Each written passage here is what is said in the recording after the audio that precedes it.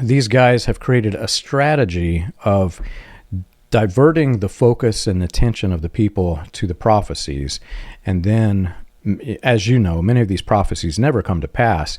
Well, then they deflect to other prophecies, and then those do not come to pass, or they rewrite their history to make them seem like they came to pass. But it's the same thing again and again and again. It shouldn't keep working.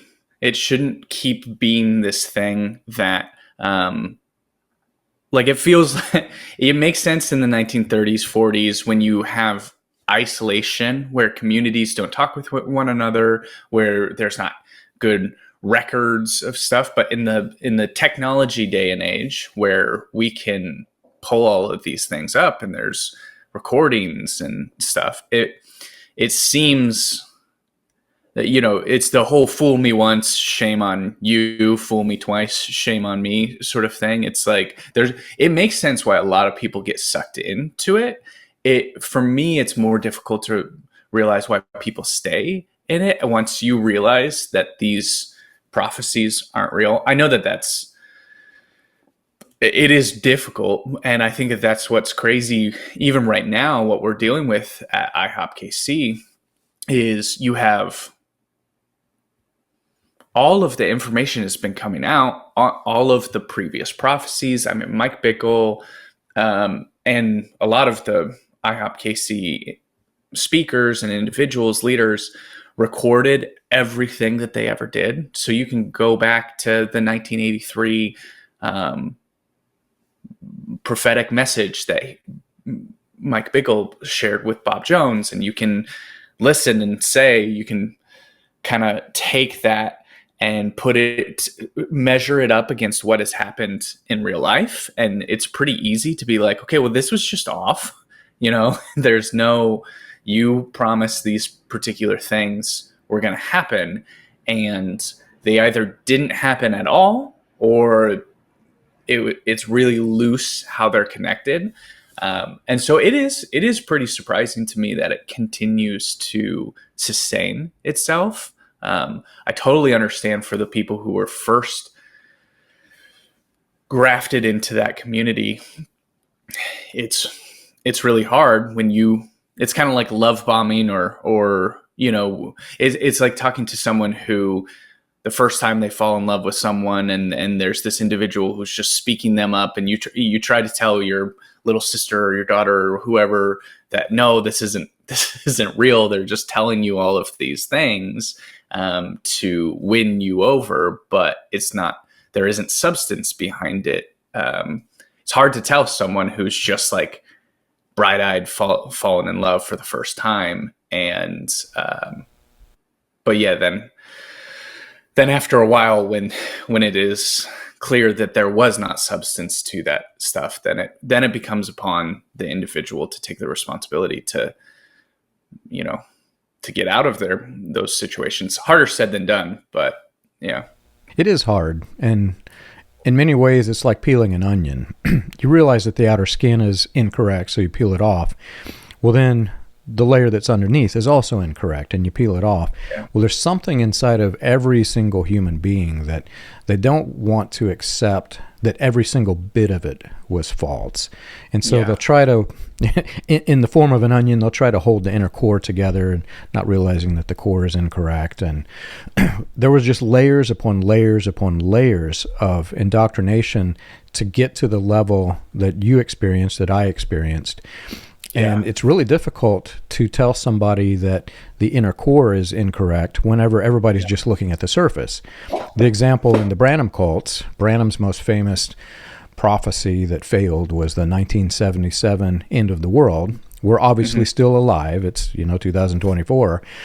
But the way in which the cult was manipulated is when it failed, leading up to the point of its failure, everybody in the cult believed the year was coming. They were selling all their possessions.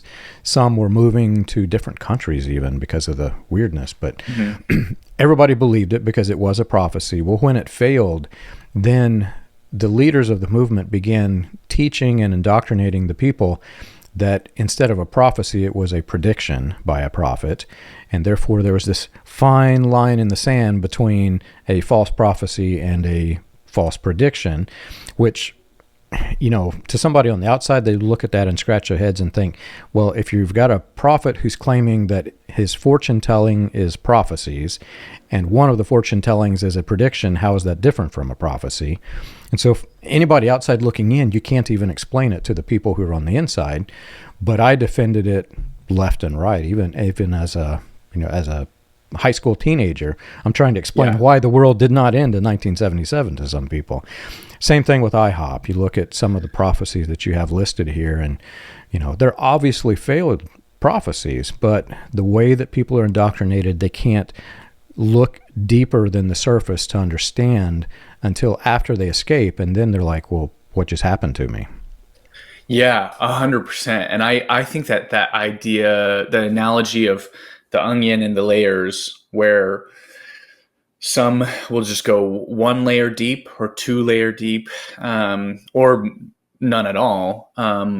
Because in some senses, if you think about it, the strategy of some of these cult leaders, they're not adopting a totally new religion.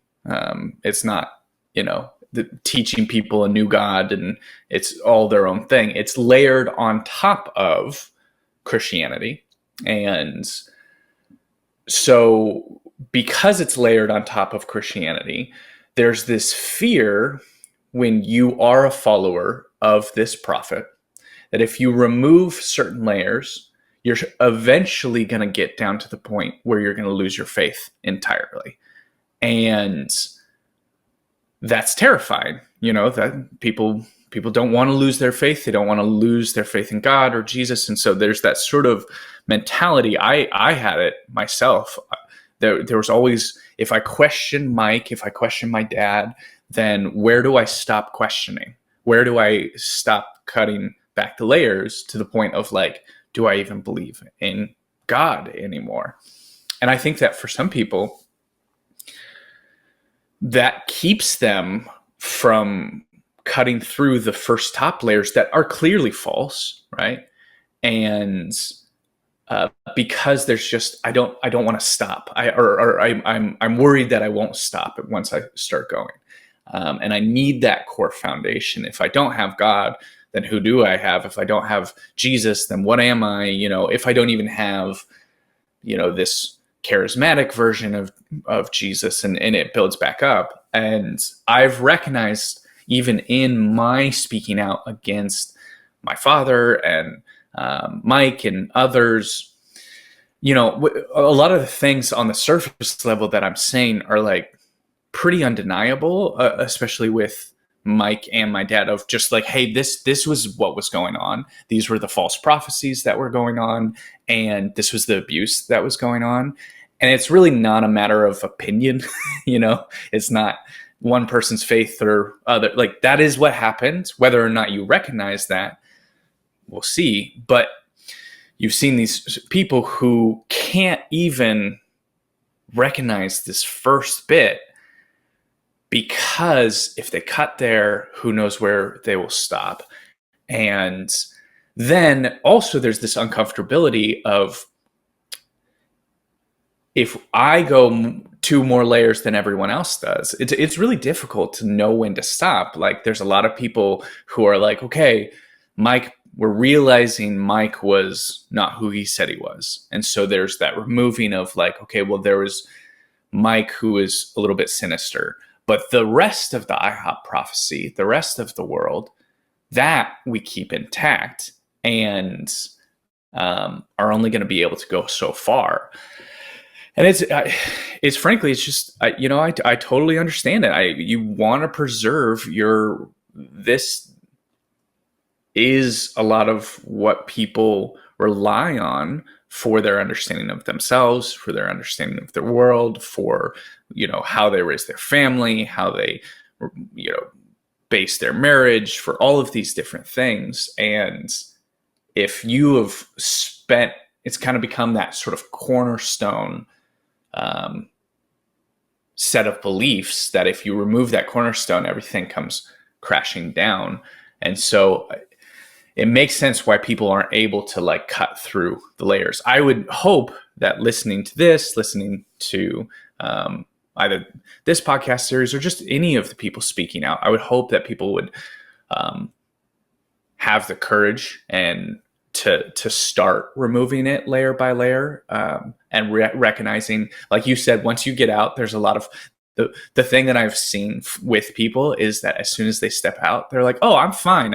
My relationship is fine. My children, like I can still relate to my children. Like my mother is a good example of like, I remember when she stepped out, same with my sisters, and even, you know, my parents separated.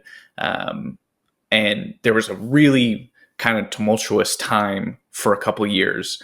And then it was like, oh, this is easy now. I can relate with my children actually closer now. That this layer of the IHOP world wasn't actually helping me in my family. It was actually hindering me in a lot of ways.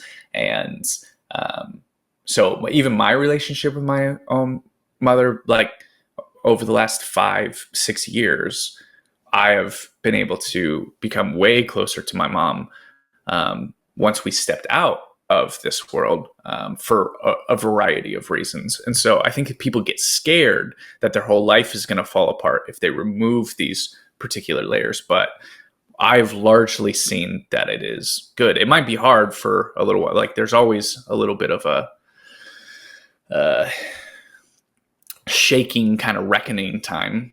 But yeah, because these prophetic promises aren't true, removing them from your worldview is only going to serve to help you in the future.